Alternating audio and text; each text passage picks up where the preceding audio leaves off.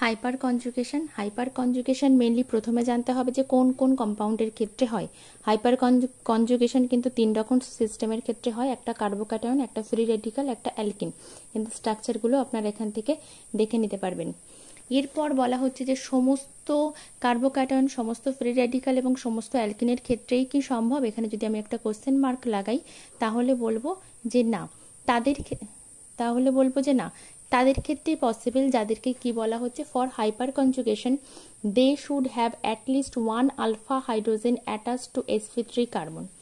অর্থাৎ আমি একটু ব্যাখ্যা করে বলছি, যদি এটা একটা সিস্টেম নিই, এটা যদি আমার ফাংশনাল গ্রুপ হয় কিংবা এটা অ্যাক্টিভ সেন্টার যদি আমি ধরি, ফাংশনাল গ্রুপ অথবা অ্যাক্টিভ সেন্টার ধরি, তার সঙ্গে যে কার্বনটা যুক্ত থাকে তাকে কিন্তু আমি আলফা কার্বন বলতে পারি, তারপরেরটাকে বিটা। এরকমভাবে আরও যদি কার্বন ব্রাঞ্চিংয়ে থাকতো সেক্ষেত্রে গামা ডেল্টা করে এরকম পরপর করে যাবে।